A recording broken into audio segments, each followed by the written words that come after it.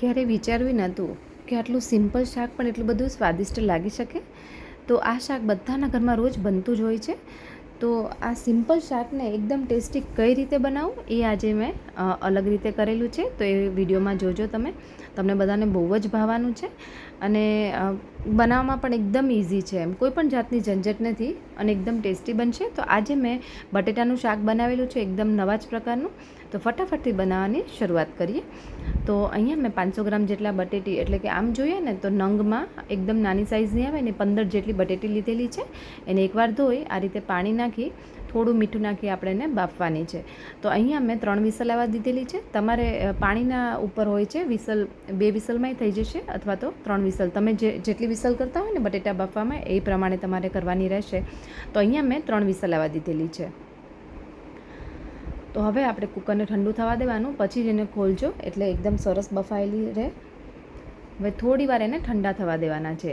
અને જો ગરમ ગરમમાં તમે એની ઉપરની છાલ કાઢશો ને તો એ એકદમ આમ મેશ થઈ જશે, એટલે કે એકદમ સોફ્ટ હોય બટેટી એટલે છૂંદાઈ જશે. તો એવું ના થાય એના માટે થોડી વાર એને ઠંડી થવા દેવાની, પછી જ એની છાલ ઉતારજો. તો આ રીતે આપણે બટેટી બધી રેડી થઈ ગઈ છે. હવે એક સરસ મજાનો મસાલો કરી દઈએ. તો આ મસાલો એકદમ સિમ્પલ જ છે, ઘરમાં રહેલા મસાલામાંથી જ મેં બનાવેલો છે, કોઈ કંઈ અલગ નથી, પણ ટેસ્ટ તો પણ એકદમ જબરજસ્ત આવશે. તો એના માટે મેં અહીંયા મોળું મરચું લીધેલું છે. હવે અહીંયા તમે તીખાશ તમારા ટેસ્ટ પ્રમાણે નાખવાની રહેશે. અહીંયા આપણે લાલ મરચાંનો પણ યુઝ કરવાના છે, તો એ પ્રમાણે લેજો. તો અહીંયા મેં મોળું મરચું એક લીધેલું છે મોટું, અને એક મોટી સાઇઝનું ટમેટું. તો અહીંયા ટમેટું તમે 2 પણ લઈ શકો અને એકમાંય થઈ રહેશે એટલામાં. અને આટલી કોથમીર લીધેલી છે. તો અહીંયા મેં ભારોભાર કોથમીર એને ધોઈ અને આ રીતે દાંડલી સાથે, એટલે કે એકદમ કૂણા ડાળખા હોય ને એવી કોથમીર લેવાની તાજી, એટલે એનો ટેસ્ટ બહુ મસ્ત આવતો હોય. અને બધી વસ્તુને પહેલાં તો આપણે થોડી ખાંડી લેવાની છે, અધકચરી થાય ને એ રીતે, અને પછી આપણે મસાલા આગળના કરશું.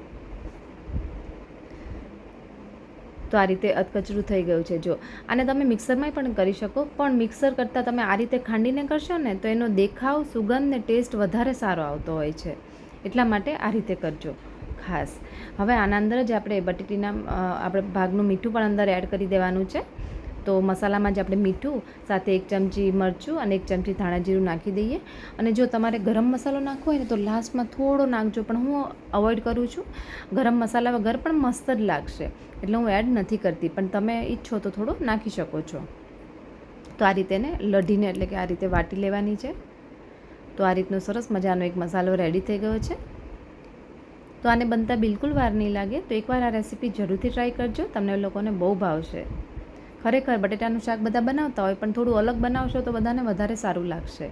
એકને એક ખાઈને એમાંય કંટાળતા હોય, તો ક્યારેક આ રીતે કરી શકાય. તો અહીંયા મેં 3 ચમચી જેટલું તેલ મૂકેલું છે.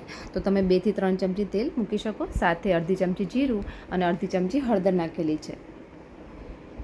જીરું અને હળદર થઈ જાય એટલે તરત જ એના અંદર આપણે જે મસાલો વાટીને રાખેલો છે ને એ બધો મસાલો એડ કરી દેવાનો છે. અને મસાલો બળે નહીં એટલે ગેસની ફ્લેમ એકદમ લો રાખજો. અને થોડું મેં આ જે વાટ્યું હતું ને એ થોડું ધોઈ અને 2 ચમચી જેટલું પાણી અંદર એડ કરી દીધેલું છે. અને આ રીતે એને તેલ છૂટું પડે એ રીતે ધીરા ગેસ પર થવા દેવાનો છે મસાલાને. તો આ રીતે ધીરા ગેસ પર મસાલો ચડશે ને એટલે એની સુગંધ એકદમ જોરદાર આવશે. આમ જોતાં જ ખાવાની ઈચ્છા થઈ જાય, અને સુગંધથી જ એમ થાય કે ક્યારે આપણે આ ખાઈએ, એટલું બધું ટેસ્ટી લાગશે. તો આ રીતે જો તેલ છૂટું પડવા જ લાગ્યું છે ને એકદમ સરસ મસાલો ભળી ગયો છે. હવે આપણે આ જ ટાઈમે એના અંદર બટેટા એડ કરી દેવાના છે, એટલે કે આપણી બટેટી જે લીધેલી છે એ, અને એને સરસ રીતે મિક્સ કરી દેવાના. એટલે આમ બટેટાનું એક લેયર બનવું જોઈએ, કોટિંગ થવું જોઈએ, એ રીતનું થવા દેવાનું. આપણે બાફવામાં પણ મીઠું નાખ્યું છે, એટલે આપણે એ પ્રમાણે જ અંદર મસાલામાં પણ એડ કરી દીધેલું છે, એટલે કોઈ પણ જાતના મસાલા હવે એડ કરવાની જરૂર નથી. તો આને થોડા ધીરા ગેસે થવા દેવાના, જેથી કરીને બટેટા અંદરથી મોળા ના લાગે. બટેટા સાથે મસાલો એકદમ સરસ ભળી જાય ને ત્યાં સુધી થવા દેવાના. તો મેં અહીંયા 3 થી 4 મિનિટ માટે એકદમ ધીરા ગેસે રાખી, હલાવતી ગઈ હતી અને રાખ્યું હતું આમને. અને પછી લાસ્ટમાં નાની અડધી ચમચી જેટલી ખાંડ અને થોડું લીંબુનો રસ. તો આ રીતે થોડી ગળપણ ખટાશ હશે ને તો એકદમ મસ્ત લાગતું હોય છે. અને તમે જો સ્કીપ કરવા માગતા હોય તો કરી શકો છો. અને આને હું તો આપણે શેકેલી જે ભાખરી હોય ને એની સાથે બનાવું છું, તો બધાને બહુ ભાવે છે. તો આ રીતે કરી શકો તમે, અને આની સાથે રોટલી પણ ખાઈ શકો. અને ઉપરથી લાસ્ટમાં કોથમીર નાખવાની એકદમ ઝીણી સુધારેલી. તો આપણું સરસ મજાનું બટેટાનું નવા જ પ્રકારનું શાક બનીને રેડી થઈ ગયું છે. તો કોને કોને બટેટાનું શાક બહુ ભાવે છે કમેન્ટ કરીને જરૂરથી કહેજો. અને આજની મારી મહેનતને આ વિડીયો તમને થોડો પણ ગમ્યો હોય તો વિડીયોને લાઇક કરી દેજો, શેર કરી દેજો અને ચેનલને સબસ્ક્રાઈબ જરૂરથી કરી દેજો. તો ચલો ફરી મળીએ એક નવી રેસીપી સાથે. Thank you.